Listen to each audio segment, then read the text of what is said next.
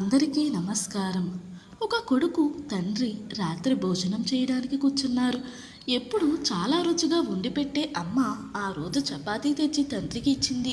చపాతీ మాడిపోయి ఉంది నల్లగా. కొడుకు తండ్రి వైపు చూశాడు, ఏమంటాడో అని.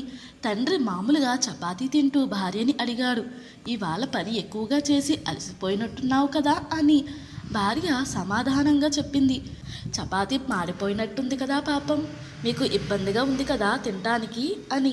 భర్త వెంటనే, లేదు బంగారం, నాకు చపాతీ నచ్చింది, నువ్వింక వెళ్ళి విశ్రాంతి తీసుకో అని. తల్లి వెళ్ళగానే కొడుకు ఉండబట్టలేక తండ్రిని వెంటనే అడిగేశాడు, నాన్న, నీకు నిజంగా చపాతీ నచ్చిందా? అంతా మాడిపోయింది కదా అని. తండ్రి కొడుకు భుజం మీద ఆప్యాయంగా చేయి వేసి చెప్పాడు, అమ్మ పొద్దున్నుంచి పనులన్నీ చేస్తూ అలసిపోయి ఉంది. అంత అలసటలోనూ నాకు తినడానికి తెచ్చింది.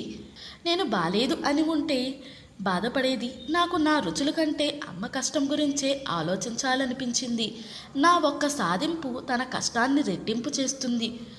నా ఒక్క ప్రేమపూర్వకమైన మాట తనకి ప్రశాంతంగా విశ్రాంతి తీసుకునేందుకు తోడ్పడుతుంది అని చెప్పాడు.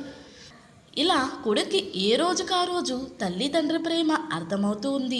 భవిష్యత్తులో అతను ప్రేమకు విలువిచ్చే ఒక మంచి హృదయశీలిగా ఎదుగుతాడు. ఒకరికొకరు ఇచ్చిపుచ్చుకునే ప్రేమానురాగం, సహాయ సహకారం జీవిత గమనానికి నిజమైన దృఢమైన ఆధారం. ఈ తండ్రి కొడుకుల సంభాషణలో ఆ కుమారుడు మరెవరో కాదు, భారతరత్నం శ్రీ అబ్దుల్ కలాం గారు. శ్రీ అబ్దుల్ కలాం గారు ఆ తల్లిదండ్రుల నుండే గొప్ప వ్యక్తిత్వం పుణికిపుచ్చుకున్నారు.